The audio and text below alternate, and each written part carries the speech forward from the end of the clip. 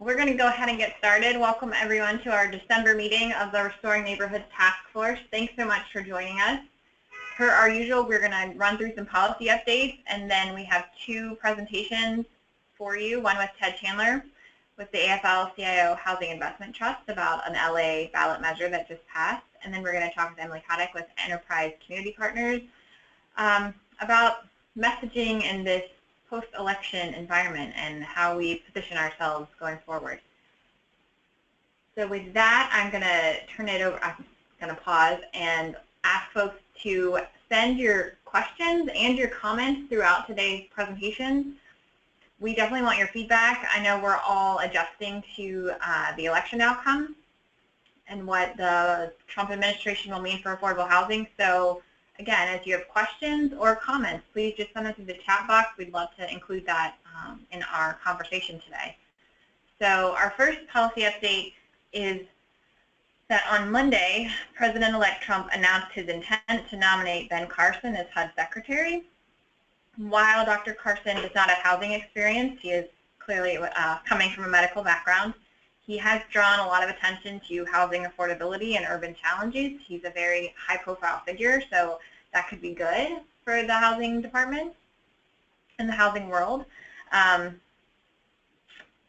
There's been some mixed opinions about what his effectiveness will be as HUD Secretary, and we're still really waiting to see who Deputy and Assistant Secretary posts are before kind of being able to determine the future direction of the agency.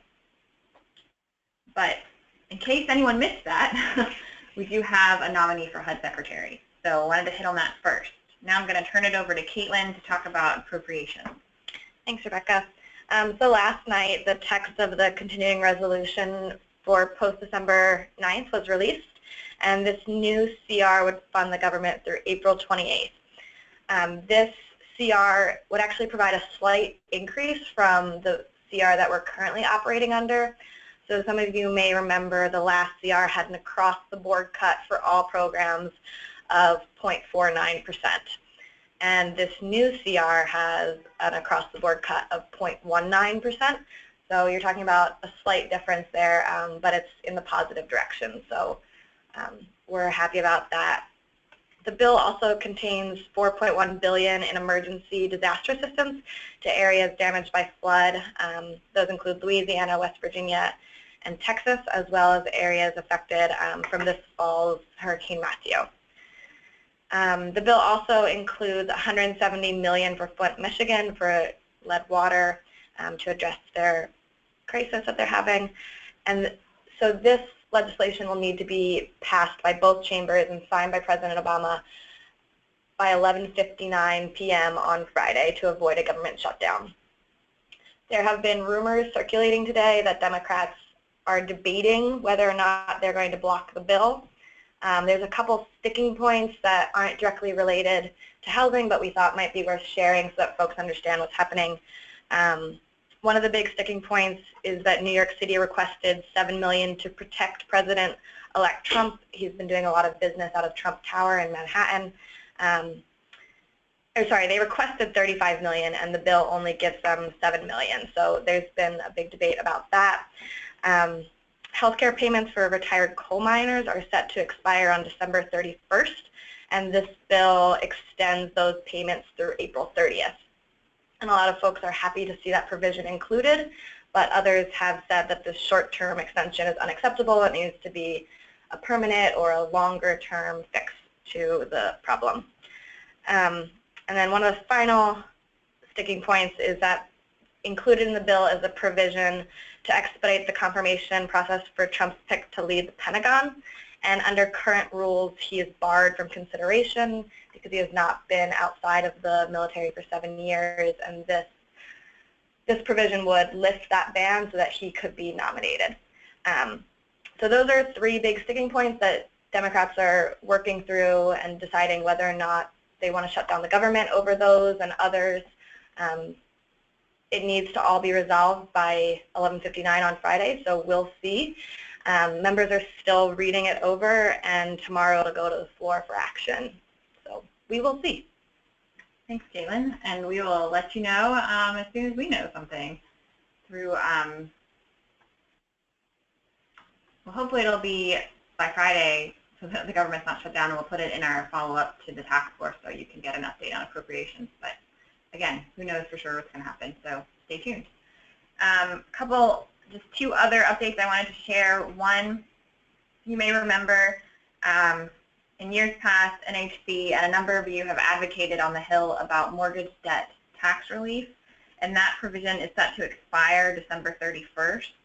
So just to recap, this is when a borrower pursues a loan modification and it cancels or forgives some mortgage debt. Currently, that forgiven amount of money is not treated as taxable income, but that provision will expire December 31st. So families who receive a loan modification will be liable for that amount as income.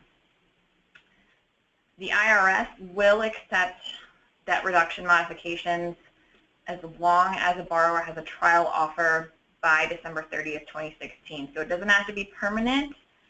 It doesn't have to be completed, but they do have to have a letter from the bank saying that they've started their trial modification period as of December 30th. So I just wanted to make sure folks were aware of that. It will be in an internal revenue bulletin coming out next week, details about that provision. So just wanted to give you a heads up there. And in case you missed it, HUD has published their final rule on small area FMRs. So the final rule implements some provisions from the Housing Opportunities Through Modernization Act. It gives PHAs some ability to hold families harmless from payment standard reductions.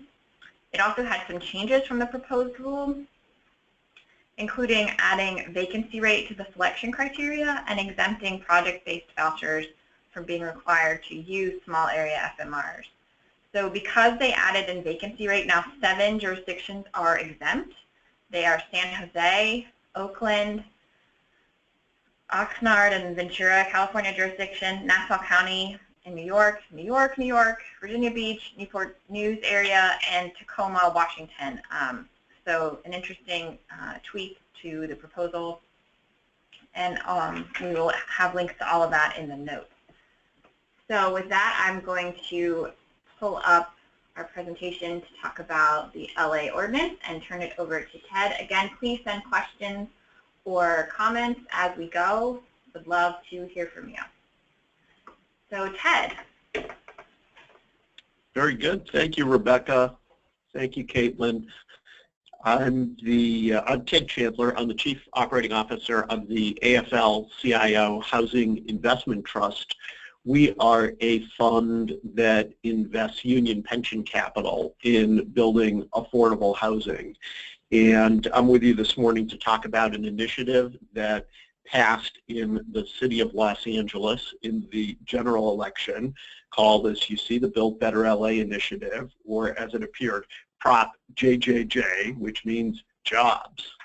So I'll go over the details of Prop JJJ and then get into who the campaign and the advocacy partners are and continue to be on the campaign, and then go over the larger significance of the legislation, because I think the biggest significance of it is the need for a coalition to generate more resources for affordable housing and for good jobs, which is a common element in the larger coalition, values that people in the coalition share. Go to the overview of the proposition. You can see that it basically provides for inclusionary zoning and provides for workforce requirements on rental and ownership projects that include 10 or more units that are seeking zoning changes or a general plan amendment. And without getting into too much detail on the zoning and planning codes of the city of Los Angeles, you should know that most every development in the city requires some form of zoning change or general plan amendment, because the zoning, as a general rule, is pretty outmoded. And as the city has grown, a lot of industrial areas, for example, have become attractive for residential development. Now, an alternative for developers to including affordable units within the developments that they're building themselves is to pay a fee in lieu of providing inclusionary units within the development, and those fees go into the city's Affordable Housing Trust Fund. And another important element is that 60% of the workforce building new residential developments in the city would have to be graduates of registered apprenticeship programs. Those are programs that provide a 3 to 5 year apprenticeship training. Typically, they get someone into a union career, union building and trades career. So again, it's a 60% skilled and trained workforce that would be building these. There is a minimum wage set, which is the area standard wage for construction workers. That makes sure that there's basically a livable and living wage and benefits that get paid to the people who are building the developments. And that's very important, because one of the fundamental concepts that the labor movement has is that the people who build affordable housing should not qualify to live in it by virtue of having a low income. But why don't we get right into the details here, as you see up on the screen. The basic coalition was the county AFL-CIO, the county building and construction trades. Those are carpenters, laborers, electrical workers, plumbers, iron workers, pipe fitters, all of those unions, and nonprofit housing developers. And I should emphasize, it was the nonprofit housing developers who supported this initiative, as well as a broad coalition of community activists. Los Angeles, like many cities, has seen a lot of high-end residential development, and the community activists thought that inclusionary or the payment of in lieu fees was very important. The nonprofit developers saw the payment of in lieu as a way to support the housing development, affordable housing that uses those resources in the trust fund to be built. And as you can see here, the inclusionary requirements apply to any residential development with 10 or more units. The units have to be provided either on-site or within a certain distance of the development, or pay the fee in lieu to the Affordable Housing Trust Fund. The fee that gets paid in lieu is the amount of subsidy required to generate an affordable unit. So it's very significant in a city like LA. It would run into the hundreds of thousands of dollars. So this is not a simple write a check for $10,000 that a developer may do in lieu of providing an inclusionary units. Now on the rental side, the requirements range up to 20% of the units for low and moderate income renters. And we think that will help stimulate the use of 4% tax credits in the city. In California, that's a very underutilized resource. That's tax-exempt bond financing with federal tax credits available. So we think by having this kind of inclusionary requirement, we will actually get more federal resources through the tax credit. Home ownership developments can have a set-aside as high as 40% of the units. But some of the key issues on the labor side that I want to emphasize, in addition to the 60% skilled and trained workforce, are that the developers would be providing at least 30% of the work hours to city residents. And that was a very important element to the support that the initiative received, about 63% support. People in the city saw this as not only providing affordable housing through inclusionary or the in lieu fee, but also providing local jobs and high-wage jobs in the construction of the developments. In particular, 10% of the work will be done by residents who live within 5 miles of the project, so people know that it's people in their neighborhood who are getting jobs on the developments that they see going up in the developments. And so you can see how this is a broad initiative to focus not only on getting more resources for affordable housing, but to provide very strong job provisions as well. Now, these labor provisions are already prevalent on a lot of public works projects in Los Angeles, whether it's the $8 billion school reconstruction plan or the $10 billion that's being invested in building the community college district, or $40 billion that has been invested in the city's public transit network. These labor requirements already apply there, but this is a first in having them apply to affordable housing development and residential development more broadly. I'd like to go over what I think is really some of the big significance of the legislation. And I think the biggest significance is the coalition that was put together. I can't emphasize enough how the breadth of the political support was key to getting more for housing and more for living wage jobs with good benefits for local residents. And in fact, the affordable housing movement arose from the labor movement and the settlement house movement about 100 years ago and in New York City. And the first affordable housing bill was passed in the state of New York with the support of labor unions in the mid-1920s and signed by then Governor Franklin Roosevelt, who then replicated that success in New York when he became president in the Depression and in the 1930s. And the labor movement has developed several hundred affordable housing projects across the country, primarily in the 1960s and 70s.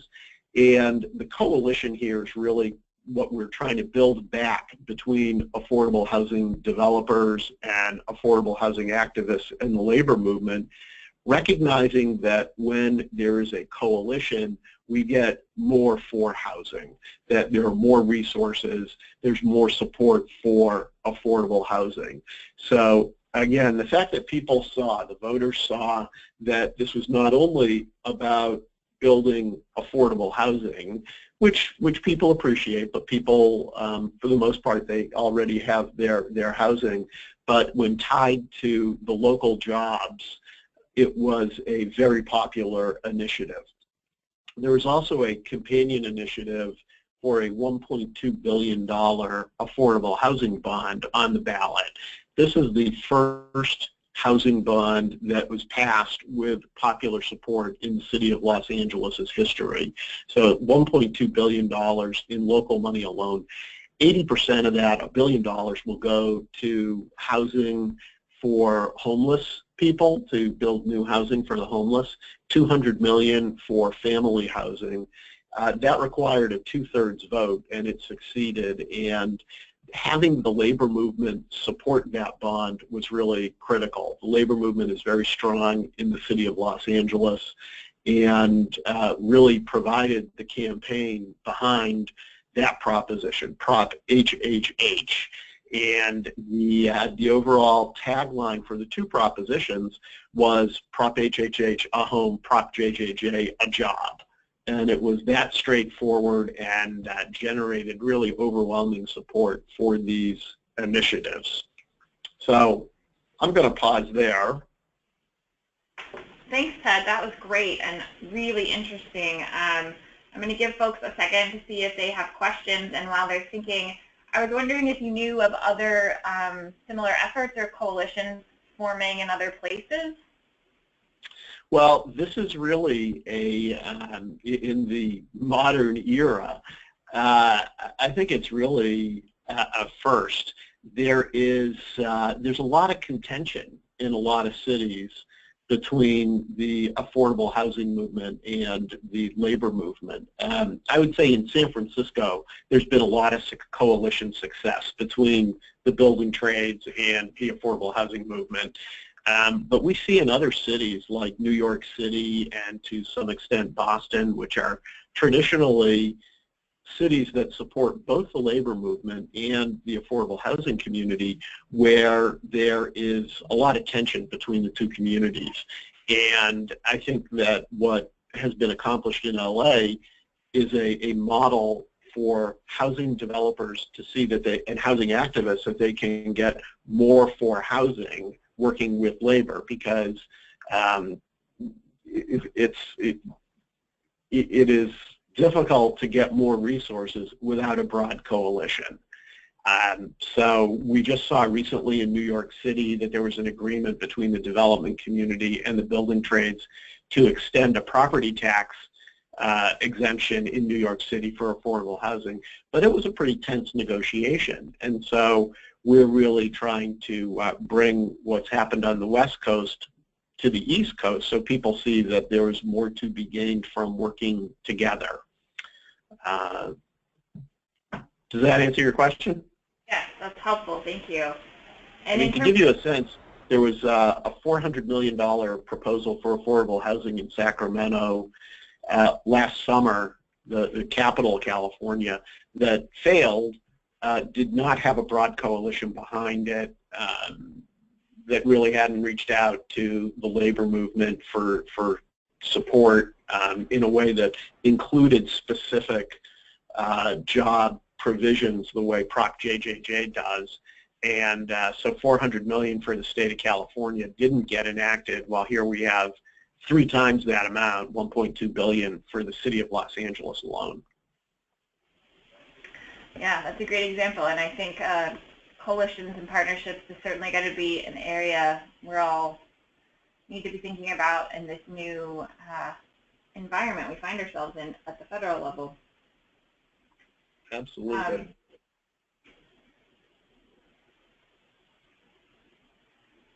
And in general, was the development community positive to the ordinance, even if they weren't part of the, especially if they weren't part of the coalition? How did they kind of respond? Well, the for-profit developers were not in favor of the initiative, but they were unable to form any kind of effective campaign because their campaign message was basically, it would cut into our profits to provide inclusionary zoning, and if it cuts into our profits, we'll produce less housing. But the perception was you're building luxury housing, so we need inclusionary. The nonprofit housing community, I would say it was a difficult decision for the nonprofit housing community to get behind Prop JJJ, but the broader coalition of activists who saw the importance of inclusionary, the developers would rather just have an in lieu fee than have inclusionary in a luxury development. But the broader coalition, plus Prop HHH, the fact that the labor movement basically ran the campaign for the $1.2 billion bond, convinced the nonprofit housing community to be part of the coalition. And that was very important. That was very valuable. And it was a real step of leadership on the part of the nonprofit developers who in other locations resist the kind of labor and workforce protection elements that that are in Prop JJJ. Thank you. That's really helpful. I'm not seeing questions from the audience, so I will say thank you for your time and sharing that with us. I think it's really interesting and hopefully a model that folks can start to think about for their cities, and it's always good to see local support for affordable housing, of course. Yep. More for housing. It's the way to get more for housing. Go on offense. Yeah. All right. Thank you. Thanks, Rebecca. Thank you all. I'll sign off. We're going to shift over to Emily now and our discussion about this post-election outlook and what it all means for housing. For folks who aren't aware, Emily is, I'm not sure what the most accurate term is, Emily, please correct me, but coordinating, leading the action campaign and their efforts around the housing credit. And so they've responded to the outcome of the election with a new kind of, maybe not new, but reframing a little bit in how they talk about the credit. So we thought it would be good to have a discussion about where we go from here in talking about affordable housing. So I'm going to turn it over to Emily and hope I didn't botch that too badly. Yeah, that was totally correct. Thank you, Rebecca. And I think the last presentation ended on the perfect note for this discussion about the need for always playing offense. I will say a few words about the post-election landscape for affordable housing. I know we already covered some of that, and many of you are already familiar with what's at stake, but what I'll really be focusing on today is how the low-income housing tax credit industry is really mobilizing in this potentially high-stakes political climate through the action campaign. So in light of the elections, we find ourselves heading into a political environment in 2017 where we're poised to see more legislation enacted into law generally as opposed to under the divided government of the past several years. So while there could be an opportunity for legislation that expands affordable housing resources, a lot of people have their eye on an infrastructure bill, if we can make that case that housing is infrastructure. And certainly some other vehicles may be possible at some point. But we are also facing some pretty significant threats. You may have seen that President-elect Trump, his Treasury pick, Steven Mnuchin, Speaker Paul Ryan have all proposed tax reform plans that would eliminate nearly all corporate tax expenditures in order to lower rates, which puts programs like the low-income housing tax credit on the table to be eliminated or substantially reduced, or even just otherwise harmed by other factors in tax reform that might impact investment in credit. So we do have reason to be optimistic because the housing credit has a very long history of bipartisan support. Representative Teaberry has been a great leader on the Ways and Means Committee and has gotten many of his Republican colleagues who will be influential in shaping tax reform to join him in supporting the program.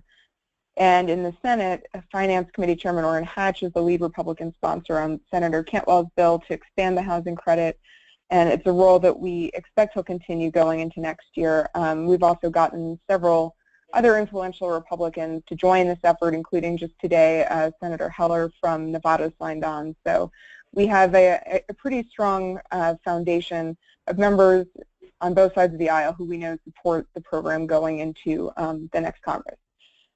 But we cannot take anything for granted, and we need to make sure that they're still hearing from us early and often about the need to make sure that the low-income housing tax credit is protected in tax reform. So to that end, we are mobilizing through the action campaign to send that message to Congress immediately. By way of background, the action campaign is a big tent coalition of now more than 1,700 organizations and businesses supporting the housing credit, which Enterprise helps to lead, in which NHC plays a critical role through our steering committee as well. The group was formed in 2009 in response to the financial crisis to shore up housing credit investment when Fannie and Freddie dropped out of the market. Basically, many of the individual affordable housing groups were going to the Hill with different messages, and we were told to get our act together and come back with one message. So our role is really to coordinate the industry and speaking with one voice, which clearly never been more critical, though certainly our specific messages and asks have changed over time. For example, when the financial crisis passed, we pivoted to protecting the credit in the face of tax reform. Last time it looked plausible. And then when that looked like it wasn't happening, we were able to move on to strengthening the credit by enacting a permanent minimum credit rate, which we succeeded at the end of 2015 when we got the 9% rate made permanent. So we seized upon that moment to be proactive and pursue an expansion of the housing credit with Senators Cantwell and Hatch.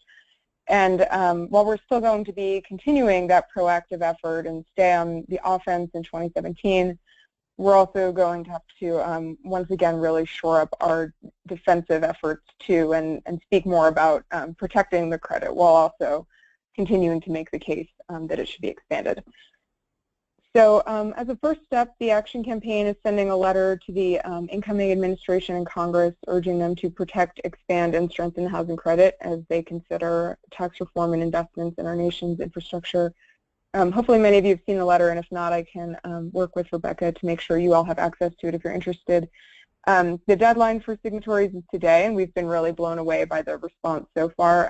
As of last Monday, we had 1,300 businesses and organizations signed on, and the fact that we've added more than 400 in the past week alone shows that the affordable housing industry is really paying attention and really motivated to get involved, not just by signing on, but sharing it with their networks and reaching out to ask what more they can be doing. So we've really got a lot of focus and attention on this issue, and the question now is, in addition to this kind of first message to Congress, how do we sustain this effort over the next few months? So we have a kind of multi-pronged approach to making sure that members are hearing from us from multiple angles. Those of us who are in DC will be on the Hill, as we always are, meeting with members and staff who are influential in shaping tax reform and continually emphasizing the importance of the credit. Some of the messages that have resonated well with Republicans in the past, and which we'll really be focusing on over the next few months, are that the program is essentially the only way that new affordable housing is built anymore, that unlike some other tax expenditures, this isn't just a program that's kind of tinkering around, advising activity at the margin that would otherwise be occurring, that this development could not occur without a subsidy like the credit, which NHC put together a really amazing tool to help us make that case and show why it doesn't pencil out without the credit. We've also been focusing on the fact that it's a major job creator and stimulates local economies, citing figures from the home builders on all of the jobs, the local revenues, the other economic activity that are spurred by any development in housing. And that's a message that we're especially focusing on as we are trying to kind of get our way into an infrastructure bill. And one of the other issues I think has been really compelling is that the program is a model public-private partnership, which raises two important issues. One, that the private sector has skin in the game. This is, I remember when former Speaker John Boehner was actually a pretty strong proponent of the program, and that was always the reason he cited, was because the private sector is taking the risk and the government doesn't have to pony up any credits until the project's already successfully completed. And the second point it raises is that it's administered at the state level, and that each state determines its own local priorities for how to award the credits and has a lot of control into shaping its own credit program. So those are some of the points that we're highlighting in our meetings, but I think the single most effective thing that our supporters are doing, and which I hope they're going to be doing in an even more deliberate way over the next few months, is showing members of Congress and their staff the impact of the credit firsthand by taking them out to see housing credit properties.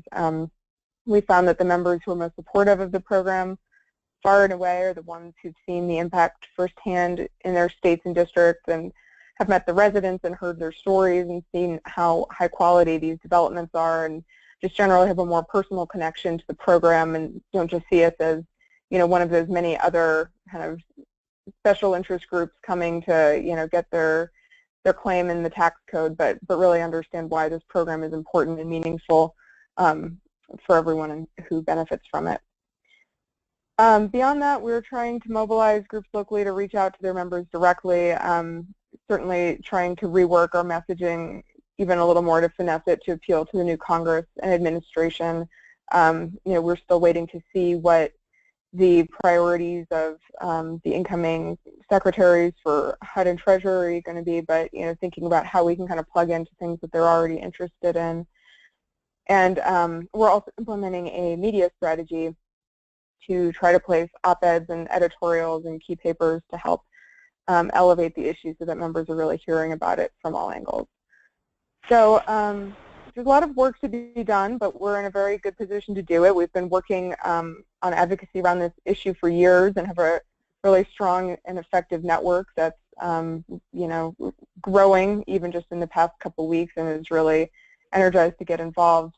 So I would encourage any of you who are interested to join us. You can reach out to Rebecca or reach out to me directly, or you can visit our website at rentalhousingaction.org to sign up for our emails or check out our advocacy toolkit. We have fact sheets showing the impact of the housing credit in every state and congressional district in terms of units and jobs and economic multipliers. So it's kind of we try to make it a clearinghouse for anything you could want on the housing credit, so I'd encourage you to check it out. And with there, I will stop and see if there are any questions. Thanks, Emily. Folks, do send your questions or comments through the chat box if you have them. And while you're thinking about them, I know we don't know much. It's still early days, Emily, but in terms of tax reform, it's something that's been talked about before, but it seems like there's, clearly a lot of energy and at least a lot of talking about it in a way we haven't seen in the previous Congress and administration. So what would that mean for the credit, especially if it was more like a Reagan era 1986 tax reform, not super aggressive, but kind of what you would anticipate a moderate approach? Yeah, good question. So, well, first we try to remind everyone that the credit itself was created in the last tax reform effort under, Reagan's proposal. So, we hope that means that gives it some credibility going forward. But the House and the Senate are pretty far apart right now. Not just, I wouldn't say necessarily philosophically, but Paul Ryan and by extension Kevin Brady have a pretty comprehensive plan.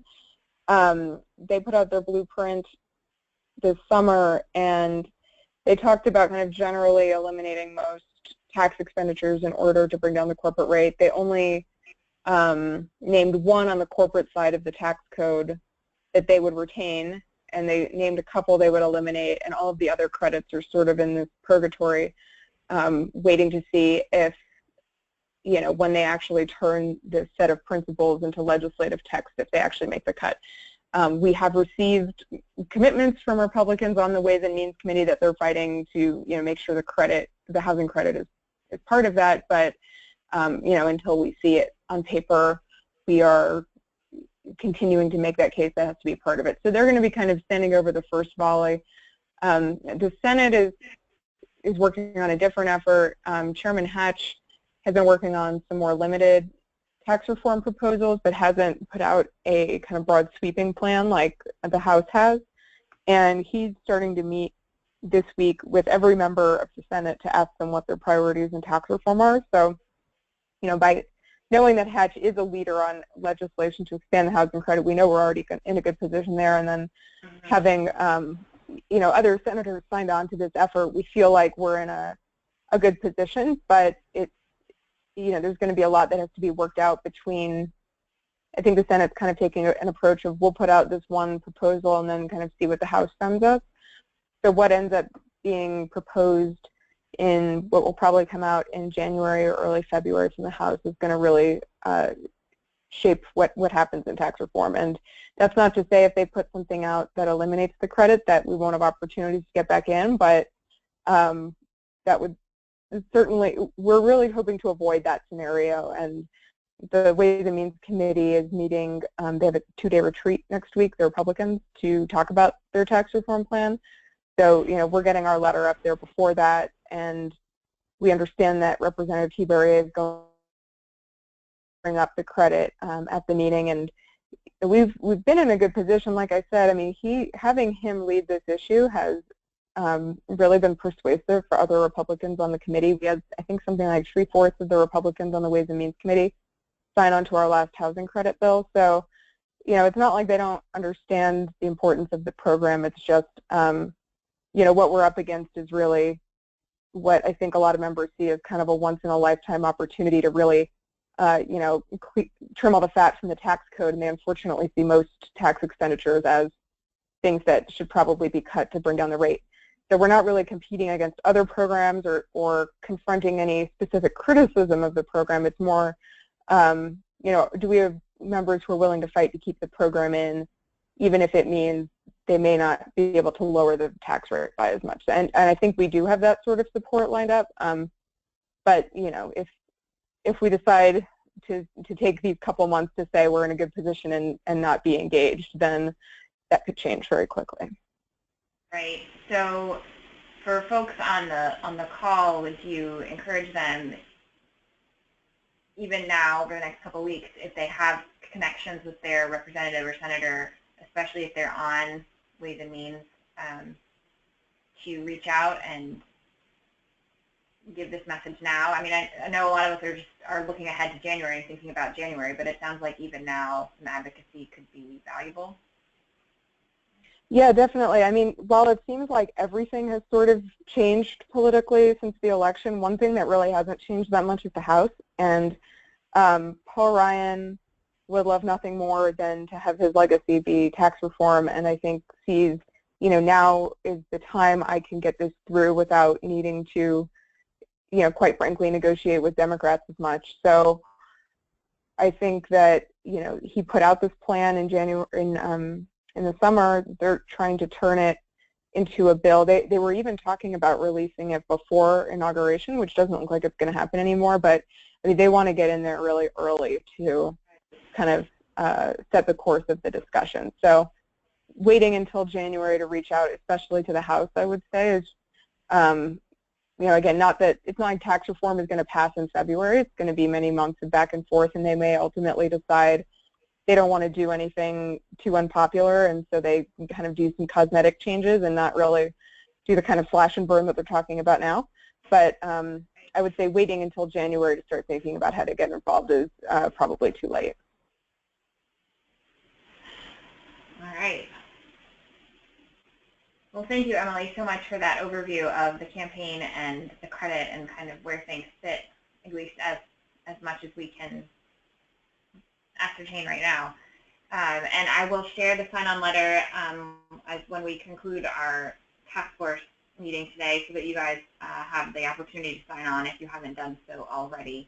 As Emily mentioned, the deadline is today. So look for that email from me this afternoon. And thank you again, Emily, for joining us and sharing all of this with us. Yeah, thanks for having me. And before we close out, I did want to touch on a couple other kind of post-election, more general points. I know we've all been adjusting and settling into this shift to a Republican Congress and a Republican president.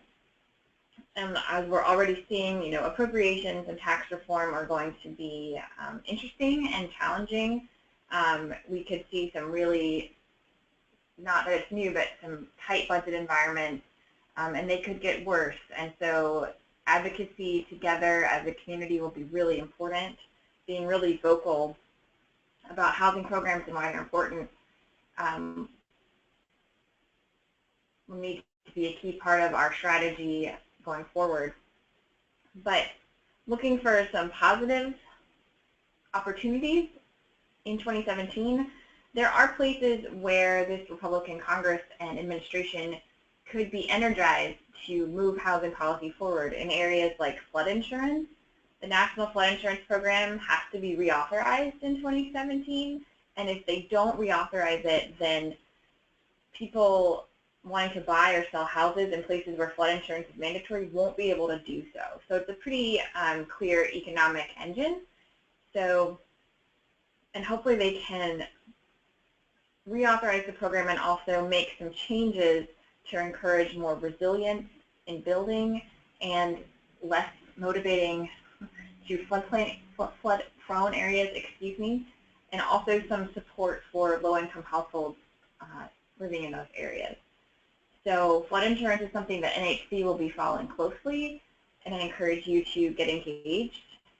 We also clearly saw from the election that rural communities and Rust Belt America feels left out, and so there could be the potential to really think through strategies and programs to support places like Appalachia and the Deep South that are still really struggling with poverty and labor challenges. So we could be doing some creative thinking about what might work in distressed communities and find willing partners in Congress and in the administration. We know that Speaker Paul Ryan has a lot of interest in poverty. He has gradually been adding detail to his proposals, and we expect that he will continue to move and make efforts in the poverty space. We encourage everyone on the call to engage with Speaker Ryan and his staff, because housing is one key way to addressing poverty, and we want to make sure that he understands why housing programs and dealing with real estate are different than dealing with food stamps or other programs that don't involve physical assets. But that we think, we can make a lot of progress towards alleviating poverty with some changes to some housing programs and, of course, sufficient funding for the programs that we have. So that's an area that we encourage folks to get engaged in as well.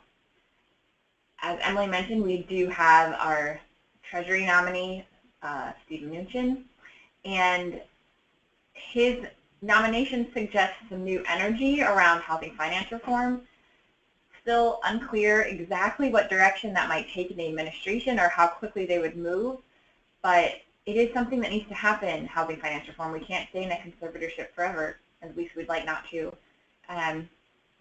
Now, what direction that takes, again, is uncertain, but it's important that we all keep track of that and get engaged so that it ensures access to credit for everyone, renters and homeowners alike, and a stable, secure housing finance system. One area you may not have thought about, but I think offers a lot of potential, is broadband access.